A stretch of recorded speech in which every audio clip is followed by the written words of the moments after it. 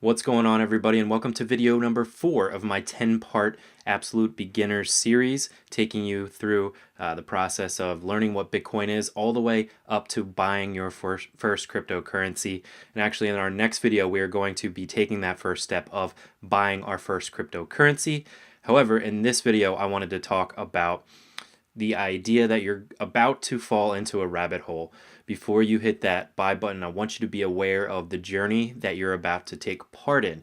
Perhaps you've already started to do a lot of research into Bitcoin, into the blockchain, and that's how you stumbled upon this video, and welcome. Hopefully I will be able to guide you through the beginning steps of this process. However, it's really important to know that it's very easy to get sucked into this rabbit hole.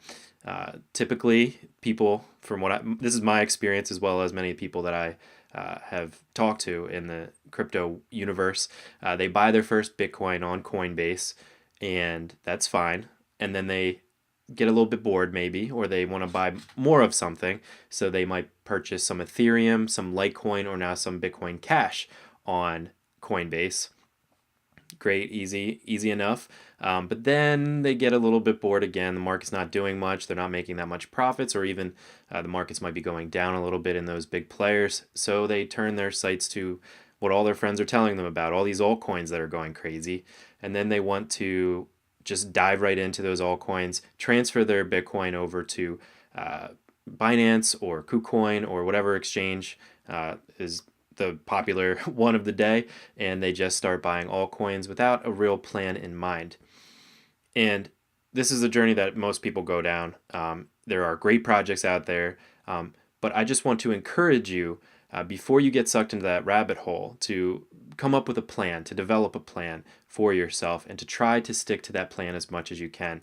It's completely fine to diversify, to invest in many different altcoins, but it's very important for you to, number one, do your research. Number two, figure out the best time to buy.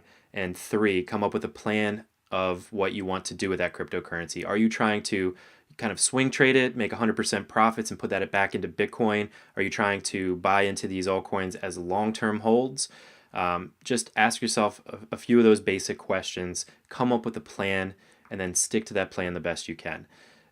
Now, part of this whole diving into the rabbit hole involves doing research and getting excited about projects, watching YouTube videos, reading articles, keeping up on all the latest projects or checking out the latest ICOs. All of that's very fun, but sometimes when the emotions get involved, the emotions can quickly overtake your thought process, and you can find yourself watching a YouTube video on a particular altcoin, and before the video is even over, you've already sent all your Bitcoin over and purchased that altcoin, not even taking into account the graph or looking at the roadmap or anything else. And that's a very easy way to find yourself buying at the top. I'm, by the way, guilty of this. I've done this before, where I'm watching a video, I hear a YouTuber talk about a specific altcoin that I've never heard of before.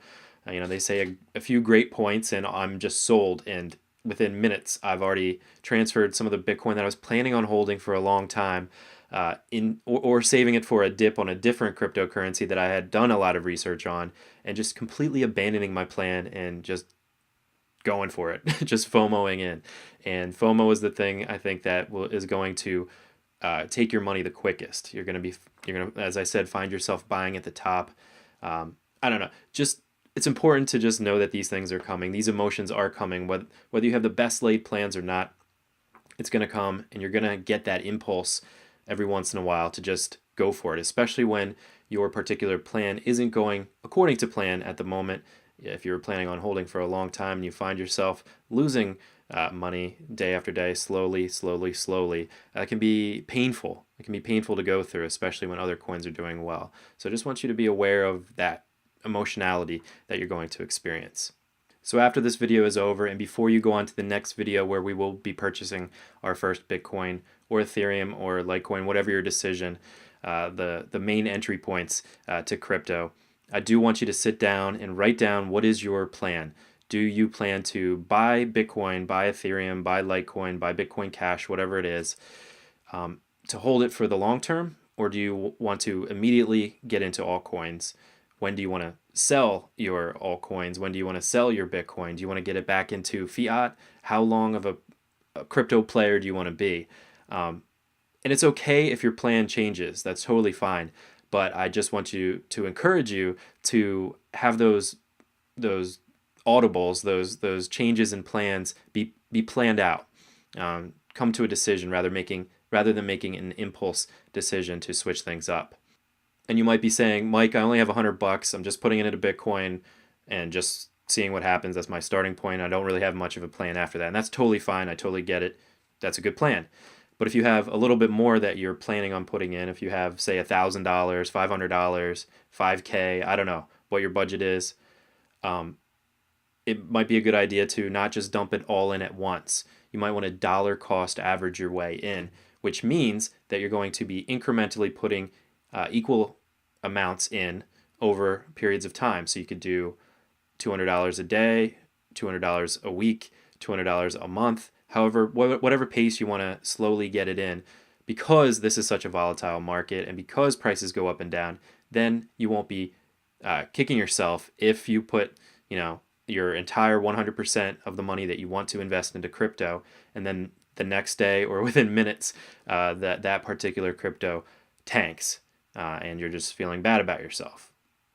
That's not a good way to start your crypto adventure, your crypto journey. A better way to do it, in my opinion, again, none of this is financial advice. I'm not a financial advisor, but a good idea would be to maybe split it up into chunks, whether you want to do half this week, half next week, half this month, half next month. You want to do 10% today, 10% in 3 days, another 10% in 5 days, whatever your plan is. Just come up with a plan.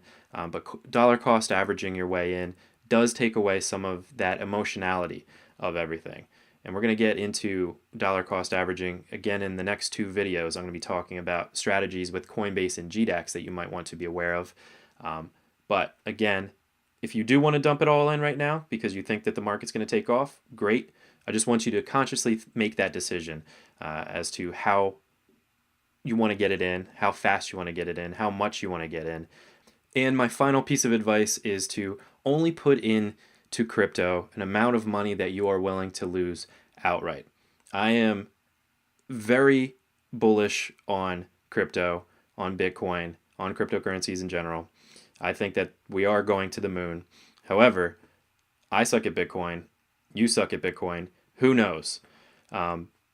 If it does go to zero and you lost everything you put in, would this affect your life? Would this change your life in any kind of way? Would this make you very, very sad? Of course, it's bad to lose any amount of money. Nobody wants to lose any amount of money. But would this actually affect your life in a negative way if you lost it? If the answer is yes, or if the answer is even maybe, then you're probably putting too much in, at least in the beginning stages. We're going to have videos later where we talk about finding ways to find money, essentially, and put in money that you don't need, to hustle, essentially, to get extra crypto money to invest in. But for now, if this is money that you will be very sad about losing, don't put it in. Not just because you could potentially lose it all, but also because that amount of money then won't affect you emotionally, and you won't be as prone to making terrible decisions when the markets do fluctuate and your emotions do get involved. I'm sure they're going to get involved anyway, but this will definitely lessen that chance if you do decide to put in an amount of money that you're willing to lose. Again, I don't think you're going to lose it, but I'm not a financial advisor. I'm not your financial advisor. You need to make that smart decision for yourself. But that is it for today's video. Tomorrow we get into the exciting stuff. You are going to be the owner of a cryptocurrency once we are done with that video. So until then, just come up with your plan and get excited, because you're about to go on the crypto journey of your life and you're about to get sucked into the rabbit hole, and it is a wonderful it's a wonderful experience to get it sucked into that rabbit hole, in my opinion. So get excited, and we will see you tomorrow. Bye, guys.